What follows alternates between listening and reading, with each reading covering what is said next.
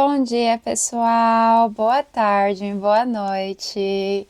Independente de onde você está assistindo esse vídeo, eu espero que você esteja tendo uma ótima semana, um ótimo mês e um ótimo dia. Hoje nós vamos estudar o capítulo 14 do livro A Caminho da Luz, que fala sobre a edificação cristã.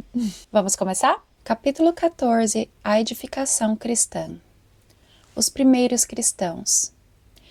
Atingindo o período de nova compreensão, concernimento aos mais graves problemas da vida, a sociedade da época sentia de perto a insuficiência das escolhas filosóficas conhecidas, no propósito de solucionar as suas grandes questões. A ideia de uma justiça mais perfeita para as classes oprimidas tornara-se assunto obsidente para as massas anônimas e sofredoras. Em virtude dos seus postulados sublimes de fraternidade, a lição do Cristo representava ao asilo de todos os desesperados e todos os tristes. As multidões dos aflitos pareciam ouvir aquela misericordiosa exortação: Vinde a mim, todos os que estáis cansados e oprimidos, e eu vos aliviarei. Mateus 11:28. E da cruz chegava-lhes ainda o alento de uma esperança desconhecida. Primeiramente, vamos esclarecer o uso da palavra concernente. Concernente significa pertinente. Então, com o Emmanuel está falando, atingindo o período de nova compreensão pertinente aos mais graves problemas da vida. O que o Emmanuel está trazendo para a gente aqui? Qual que era a situação histórica da sociedade naquela época da edificação cristã? Então, nós, só relembrando, nós estamos no período de Roma Imperial, onde Jesus havia sido crucificado, e agora os seus apóstolos e os seus discípulos vão começar a espalhar a palavra de luz. Emmanuel começa esse capítulo mostrando a nós qual era a situação da população daquela época. Haviam abusos de poder, os patrícios tinham todos os direitos, todo o poder, a riqueza, havia escravidão, as pessoas que eram pobres estavam cada vez mais pobres, sem esperança. E nesse cenário de desesperança, começa a crescer o cristianismo, da boca dos próprios apóstolos e de seus discípulos. A história não muda, né, pessoal? Nós procuramos algo sublime, a palavra de amor que nos traz conforto, nos traz esperança, quando estamos bem no abismo. E isso não mudou até hoje. Quantos de nós não vamos procurar uma casa espírita ou uma igreja, ou procurar a Deus somente quando nós não achamos mais saída nenhuma? A recordação dos exemplos do Mestre não se restringia aos povos da Judéia, que lhe ouviram diretamente os ensinos imorredouros. Numerosos centuriões e cidadãos romanos conheceram pessoalmente os fatos culminantes das pregações do Salvador. Em toda a Ásia Menor, na Grécia, na África e mesmo nas Gálias, como em Roma, falava-se dele, da sua filosofia nova que abraçava todos os infelizes, cheia das claridades sacrossantas do reino do Deus e da sua justiça. Sua doutrina de perdão e do amor trazia nova luz aos corações e os seus seguidores destacavam-se no ambiente corrupto do tempo, pela pureza de costumes e por uma conduta retilínea e exemplar. E diante de toda aquela corrupção, toda aquela tristeza, a fome, a miséria, a palavra de Cristo crescia na boca do povo. Não só ali na região da Judéia ou da Galileia, mas em todo o Império Romano. Ali na África, na Ásia Menor. Lembra do mapinha? Eu vou colocar aqui o mapinha de novo, para a gente ver o Império Romano como todo, naquela época. E a palavra do Cristo estava se espalhando tudo ali ao redor. A princípio, as autoridades do império não ligaram maior importância à doutrina nascente, mas os apóstolos ensinavam que, por Jesus Cristo, não mais poderia haver diferença entre os livres e os escravos, entre os patrícios e os plebeus, porque todos eram irmãos, filhos do mesmo Deus. O patriciado não podia ver com bons olhos semelhantes doutrinas. Os cristãos foram acusados de feiticeiros e heréticos, iniciando-se o martirológio com os primeiros éditos de proscrição. O Estado não permitia outras associações independentes além daquelas consideradas como cooperativas funerárias, e aproveitando essa exceção, os seguidores do crucificado começaram os Nesse terceiro trecho aqui, o Império Romano, a princípio, não deu bola para o cristianismo crescente. Eles não imaginavam que a palavra de Jesus iria crescer desse tanto. Mas a palavra de Jesus não era bom para os seus interesses. Por quê? Porque os patrícios, eles tomavam conta daquela sociedade, politicamente. Eles tinham controle da sociedade, eles tinham privilégios. E os seus privilégios eram mantidos pela escravidão, pela cobra de taxas de impostos muito alta da população, onde os patrícios tinham muita comida, muitas festas, tinham muitos privilégios, e a população pobre não tinha nada. Somente tinham deles tirado mais e mais. A história se repete mais uma vez e continua se repetindo. A palavra de Cristo, ela não favorecia os patrícios. Porque na palavra de Cristo, nós entendíamos que todos éramos iguais perante a Deus. Os patrícios, eles eram tão filhos de Deus quanto um escravo, quanto um plebeu. E isso não favorecia os seus interesses econômicos e políticos dentro da sociedade imperial. Então, o que eles começaram a fazer? Eles começaram a perseguir aqueles cristãos que estavam espalhando a palavra de Jesus. Lembra que no estudo passado eu comentei do livro Há 2000 anos? Onde há um capítulo que Emmanuel relata o que eles faziam com aqueles cristãos, que às escondidas se reuniam nas catacumbas,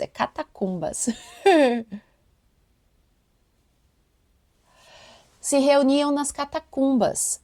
Por quê? Porque o Império Romano, perante essa ameaça cristã, eles proibiram as reuniões. Então, a única reunião permitida era a reunião funerária. Aproveitando disso, os enviados de Cristo, os apóstolos, eles começaram a se reunir nas catacumbas para decidir o que fazer e aonde ir. A propagação do cristianismo. Na Judéia cresce então o número de prosélitos da nova crença.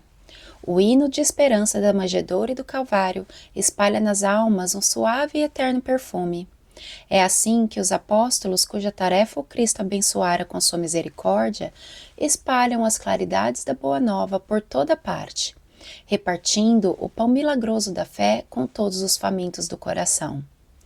A doutrina do crucificado propaga-se com a rapidez do relâmpago. Fala-se dela tanto em Roma como nas Gálias e no norte da África. Surgem os advogados e os detratores. Os prosélitos mais eminentes buscam doutrinar, disseminando as ideias e interpretações. As primeiras igrejas surgem ao pé de cada apóstolo ou de cada discípulo mais destacado e estudioso. A centralização e a unidade do Império Romano facilitaram o deslocamento dos novos missionários, que podiam levar a palavra de fé ao mais obscuro recanto do globo, sem as exigências e os obstáculos das fronteiras. Doutrina alguma alcançara no mundo semelhante posição, em face da preferência das massas. É que o Divino Mestre selara com exemplos a palavra de suas lições imorredoras. Olha aqui ela de novo, gente, o mapinha do nosso Império Romano. Nós estamos aqui, como vocês conseguem ver, a Judéia. O expansionismo do cristianismo começou ali naquela região, mas vocês conseguem ver que tem vários países do norte da África, assim como da Europa, que fazem parte do Império Romano. O cristianismo, a sua expansão foi facilitada pelo fato do Império Romano ser um império só. Então, não havia essas barreiras territoriais, bordas, para impedir que as pessoas passassem de um país para outro, porque tudo era um só. Naquela época onde o povo estava sofrendo tanto, com tantas humilhações, com a pobreza, a palavra de Cristo soou como uma doce melodia na população inteira. E ela começou a se espalhar como um relâmpago, a palavra da esperança, onde aqueles filhos que já haviam nascido condenados inicialmente, viam a possibilidade de encontrar Deus, de participar do reinado de Deus. Os apóstolos e os seus iniciados espalham a palavra de Cristo e que cresce como se fosse um relâmpago. E mais tarde vão surgir as primeiras igrejas. Maior revolucionário de todas as épocas, não empunhou outra arma além daquelas que significam amor e tolerância, educação e aclaramento.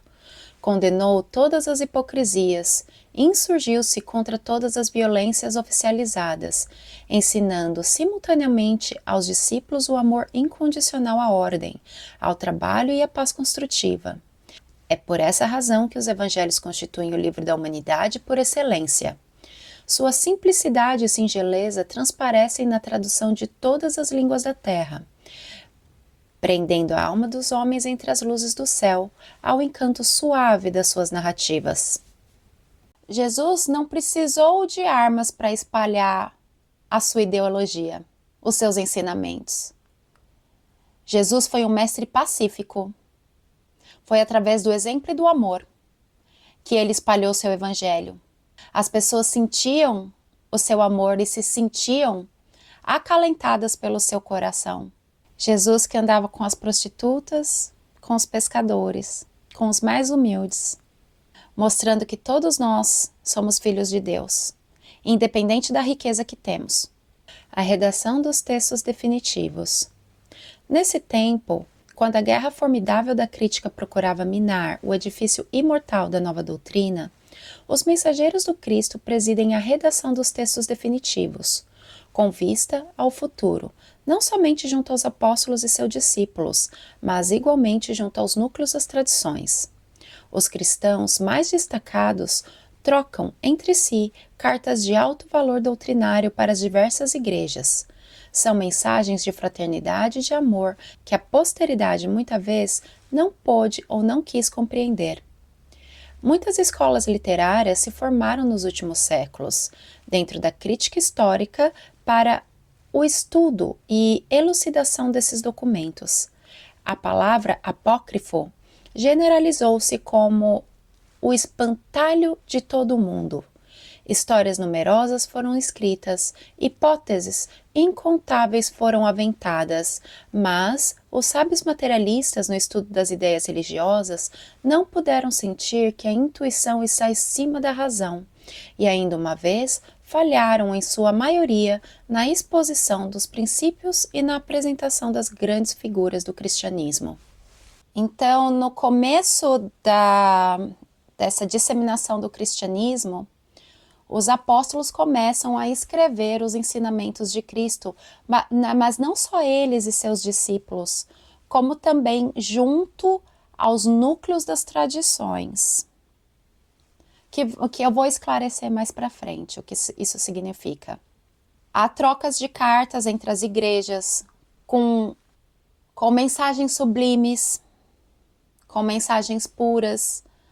Então, até então, as igrejas, as religiões, essa religião, a religião cristã, estava crescendo não pura, não vamos dizer pura, porque sempre há interferência do homem e das suas chagas, mas crescendo com valor espiritual. Nesse trecho aqui o Emmanuel menciona a palavra apócrifo, que eu vou ler para vocês o que significa. Apócrifo. Os apócrifos são escritos bíblicos ou relacionados que não fazem parte do cânone aceito das escrituras. Embora alguns possam ser de autoria ou autenticidade duvidosa, no cristianismo, a palavra apócrifo foi aplicada pela primeira vez a escritos que deveriam ser lidos em particular e não no contexto público dos cultos da igreja. Os apócrifos eram obras cristãs edificantes que não eram consideradas escrituras canônicas. Foi somente bem depois da Reforma Protestante que a palavra apócrifo foi usada por alguns eclesiásticos para significar falso, espúrio, ruim ou herético.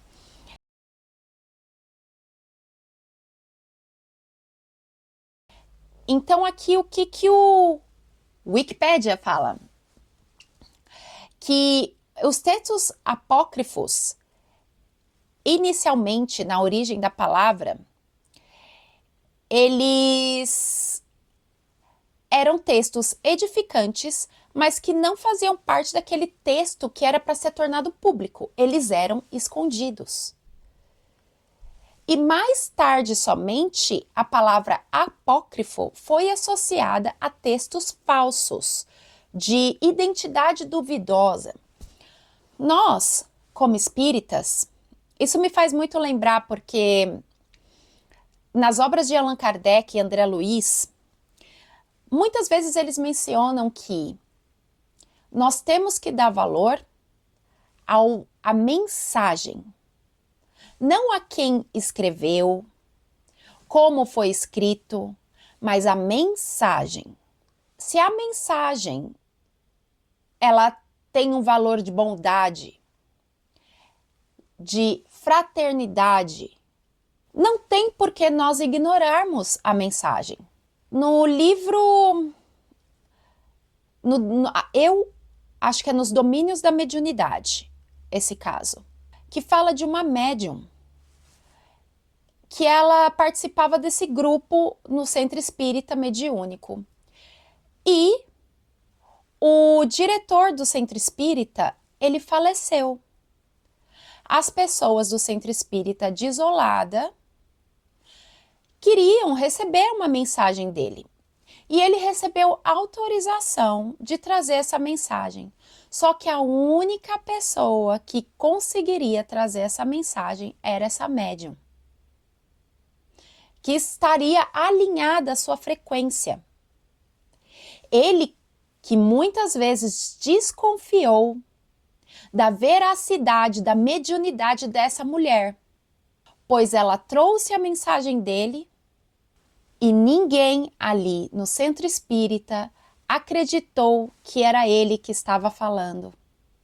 E lá do plano espiritual, ele vendo aquela situação, lembrou-se muitas vezes do fato dele não ter acreditado naquela médium, na mediunidade dela. E agora que ele gostaria de passar uma mensagem para aquele grupo para continuar com o trabalho, ele não conseguiu, porque às vezes esse ato dele como diretor de desconfiar de um médium serviu de exemplo para os outros terem a mesma reação. A médium ficou muito chateada. E isso acontece bastante, gente. Nós não sabemos da veracidade das pessoas. Nós não sabemos se ela está recebendo uma mensagem ou não. É muito difícil nós podermos julgar. Mas uma coisa é certa, se a mensagem é de bom grado, tem conhecimento, toca o coração das pessoas, ela só pode ser verdadeira e não importa se vem dela, se vem de um outro espírito ou se vem de um espírito que ninguém nunca ouviu falar. O universo funciona de muitas formas. Ele traz mensagens de maneiras que a gente não tem nem noção.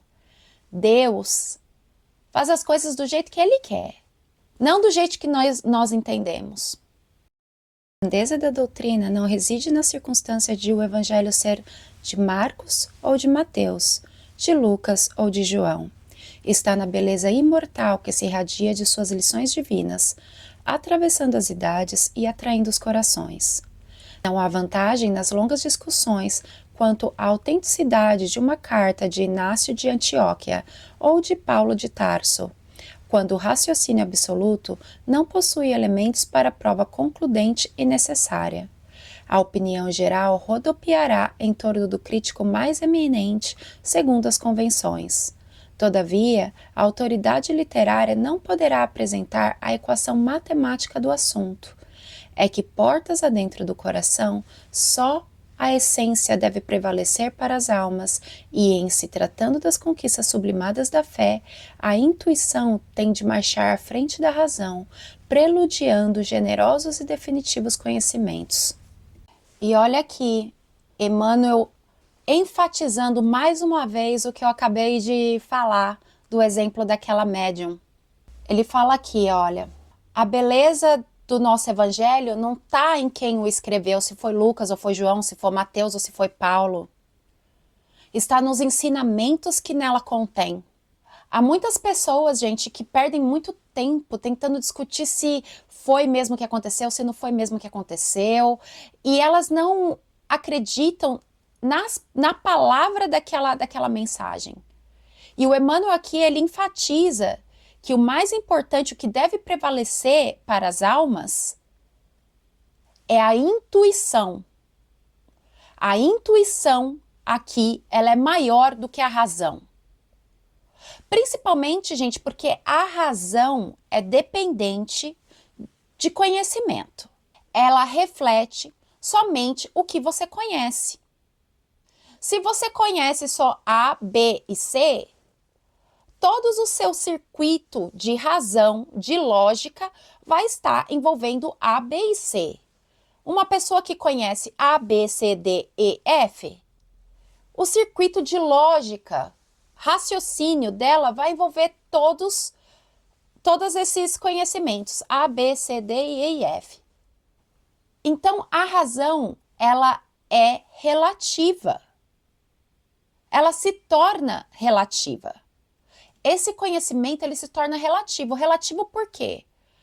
Porque depende da pessoa que está recebendo, do conhecimento, da vivência, da pureza, das chagas. Por isso nós temos que confiar mais no nosso coração e na nossa intuição. Confiemos no nosso corpo. Quantas vezes, perante alguma pessoa, a pessoa te trata bem? A pessoa te dá um abraço, te dá um beijo, mas você não se sente bem. Você não sabe explicar o porquê. Não estou falando que a pessoa é ruim, mas algo ali tem que ser trabalhado. E quantas vezes ouvimos falar algo e você pensa assim, será que isso é verdade? Será que eu devo questionar? Gente, eu sou o tipo de pessoa que eu não dou amém para ninguém. Por quê? Eu conheço, eu sendo um espírito pecador, cheio de chagas, eu sei como às vezes eu posso ser manipulativa, manipuladora. Eu sei como às vezes eu posso manipular uma situação a meu favor. E eu também sei que todas as pessoas têm essa capacidade. E muitas vezes não é nem por maldade e nem consciente. é porque elas realmente acreditam no que elas estão falando, do mesmo jeito que eu acredito no que eu estou falando. Por isso, quando eu ouço algo que para mim me faz questionar um pouco mais, eu vou procurar. Eu mesma. Eu vou procurar. Eu vou na internet, eu leio um livro, eu vou procurar respostas, porque eu sou muito curiosa também. Eu gosto de pesquisar, eu me sinto curiosa e às vezes eu não quero ficar perguntando para a pessoa 1000 vezes, porque eu acho que ela vai se sentir ofendida, porque ela vai sentir que eu não acredito nela. Mas não, é porque eu tenho a minha curiosidade vai mais a fundo. Eu quero saber mais, porque assim eu vou juntando os pedacinhos do quebra-cabeça e aquilo faz uma imagem dentro do meu cérebro que eu posso estar usando para explicar uma situação para mim mesma. Mas muitas vezes, gente, há coisas que não há respostas. Eu estou lendo um livro agora que é baseado nos ensinamentos do I Ching chinês. E muitas das coisas que ele fala lá, pra mim, não faz sentido. Tipo, não que não faça sentido, faz muito sentido, na verdade, faz muito sentido. O que não faz, eu não consigo entender a lógica que ele usou pra chegar naquela resposta. Só que tudo que ele fala faz muito sentido pra mim. Pra mim, aquilo soa como verdade.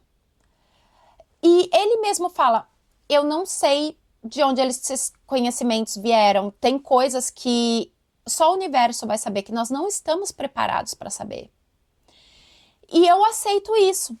Um dia, talvez, quando eu for um espírito mais iluminado, eu vou entender. Mas por agora, eu não. Mas eu aceito aquilo como verdade porque aquilo faz sentido para mim. Mas o que eu estou fazendo? Eu estou seguindo essa minha intuição. Mas o fato... Não... Só um alerta, porque muitas das pessoas, elas confundem isso... então eu vou acreditar no que o irmão fala pela minha intuição, certo?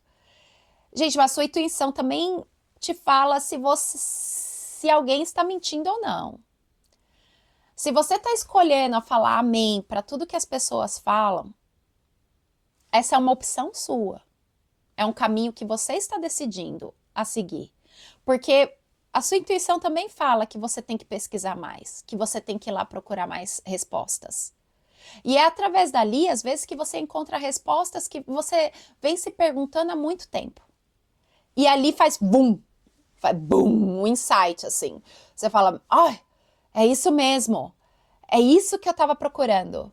Eu vivo me fazendo pergunta, eu vivo fazendo pergunta para Deus, eu falo, Deus, eu gostaria mais saber, quando eu estava estudando perispírito, meu Deus, quanta pergunta que eu tinha.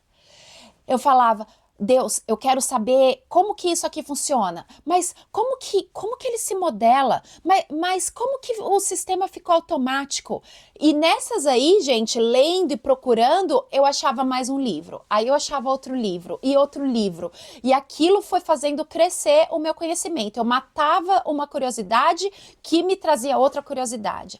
E que é lindo, que me fez perceber que eu sou ninguém, que eu não sei nada. Tem tanto conhecimento lá que a gente não sabe nada. A gente é muito pequeno, muito pequeno. O que é lindo, o que faz a gente pensar que a gente tem muito que aprender. Então a gente tem muito que viver. A nossa vida nunca vai ser chata, porque a gente tem muito que aprender. Que nem uma criança. Tem muito que aprender. Às vezes a gente fala, já tô velho, já não tenho mais o que aprender. Não, a gente tem. Olha quanto no universo existe. Nós somos espíritos imortais. E a gente tem tanto lá para aprender e que a gente não sabe. Leiam mais, gente. Procurem mais as coisas. Vocês vão ver que universo maravilhoso, cheio de fantasia, cheio de experiências, de tudo que nós temos. Procurem. Bom, continuando, desviei para variar. A missão de Paulo. No trabalho de redação dos evangelhos, que constituem, sem dúvida, o portentoso alicerce do cristianismo, verificam-se nessa época algumas dificuldades para que lhe se desse o preciso caráter universalista. Todos os apóstolos do Mestre haviam saído do teatro humilde de seus gloriosos ensinamentos, mas, se esses pescadores valorosos eram elevados espíritos em missão, precisamos considerar que eles estavam muito longe da situação da espiritualidade do Mestre, sofrendo as influências do meio a que foram conduzidos. Tão logo se verificou o regresso do Cordeiro às regiões da luz, a comunidade cristã, de modo geral, começou a sofrer a influência do judaísmo, e quase todos os núcleos organizados da doutrina pretenderam guardar feição aristocrática em face das novas igrejas e associações que se fundavam nos mais diversos pontos do mundo. Às vezes nós santificamos os nossos apóstolos, né? Com certeza, eles vieram com uma missão maravilhosa e eles fizeram o melhor que eles puderam perante aquela missão. Mas eles ainda eram homens e eles não eram Jesus. Eles não tinham a espiritualidade elevada de Jesus, às vezes deixando-se assim corromper pelo judaísmo crescente ali naquela época também. Então, houve uma mistura das palavras do Cordeiro com os conhecimentos judaicos daquela época nas Escrituras. É então que Jesus resolve chamar o espírito luminoso e energético de Paulo de Tarso ao exercício do seu ministério. Essa deliberação foi um acontecimento dos mais significativos na história do cristianismo. As ações e as epístolas de Paulo tornam-se poderoso elemento da universalização da nova doutrina. De cidade em cidade, de igreja em igreja, o convertido de Damasco, com o seu enorme prestígio, fala do Mestre, inflamando os corações. A princípio, estabelece-se entre ele e os demais apóstolos uma penosa situação de incompreensibilidade, mas sua influência providencial teve por fim evitar uma aristocracia injustificável dentro da comunidade cristã, nos seus tempos inesquecíveis de simplicidade e pureza.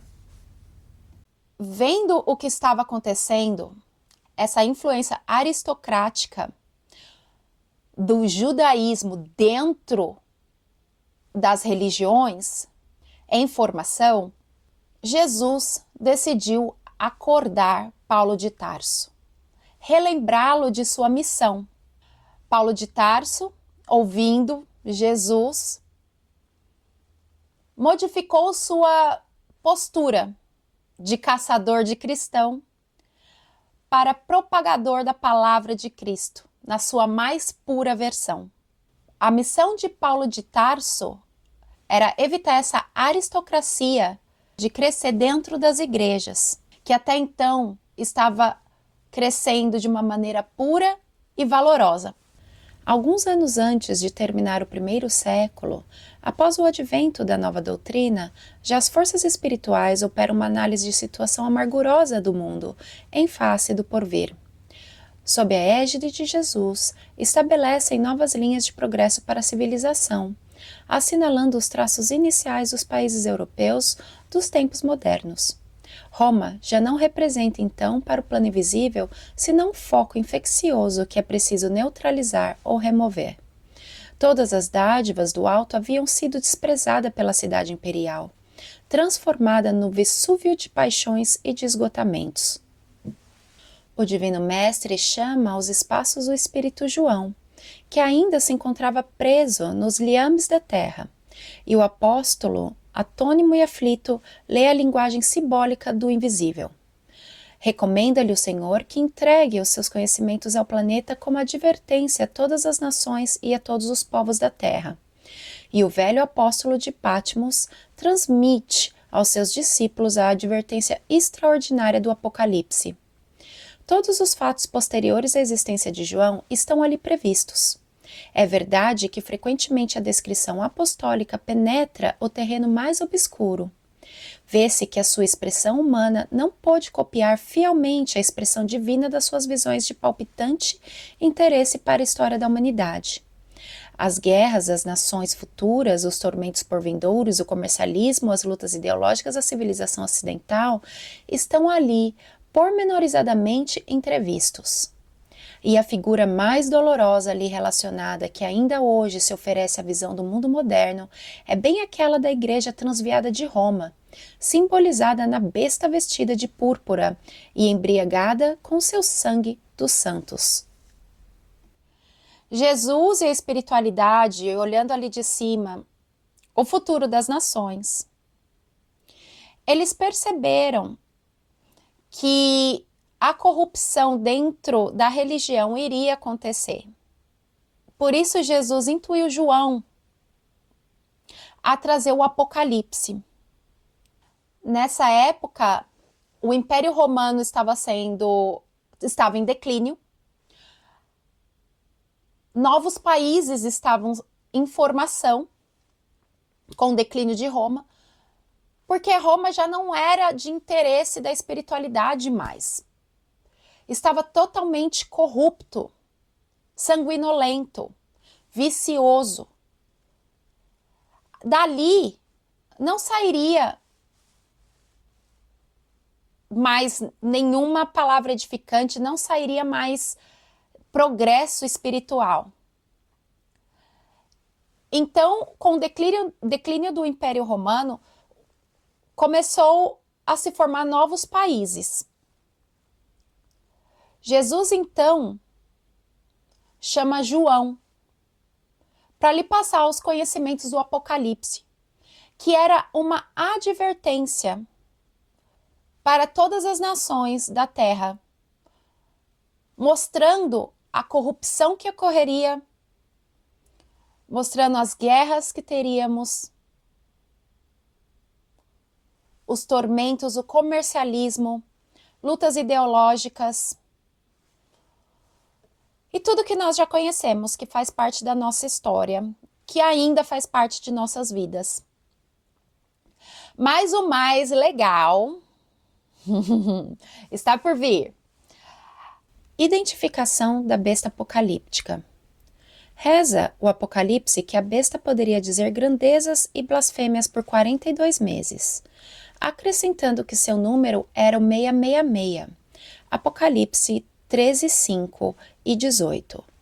Examinando-se a importância dos símbolos naquela época e seguindo o rumo certo das interpretações, podemos tomar cada mês como sendo de 30 anos, em vez de 30 dias, obtendo desse modo um período de 1260 anos comuns, justamente o período compreendido entre 610 e 1870 da nossa era, quando o papado se consolidava após o seu surgimento com o imperador Focas, em 607, e o decreto da infalibilidade papal com Pio IX, em 1870, que assinalou a decadência e a ausência da autoridade do Vaticano, em face da evolução científica, filosófica e religiosa da humanidade. Quanto ao número 666, sem nos referirmos às interpretações com os números gregos em seus valores, devemos recorrer aos algarismos romanos em sua significação, por serem mais divulgados e conhecidos, explicando que é o sumo pontífice da Igreja Romana quem usa os títulos de Vicavis Generalis Dei in Terris, Vicavis Filii Dei in Deviclari, que significam vigário geral de Deus na terra, vigário do Filho de Deus e príncipe do clero. Bastará um estudioso um pequeno jogo de paciência somando os algarismos romanos encontrados em cada título papal a fim de encontrar a mesma equação de 666 em cada um deles. Vê-se, pois, que o Apocalipse de João tem singular importância para os destinos da humanidade terrestre. Nesses cálculos que Emmanuel usa, que é 42 vezes 30, mas os 30 são 30 anos, que mostra o início do papado em 607 e em 1870, com o surgimento do decreto da infalibilidade. Olha aqui, eu fui procurar o que é infalibilidade. Infalibilidade é a qualidade do que é infalível.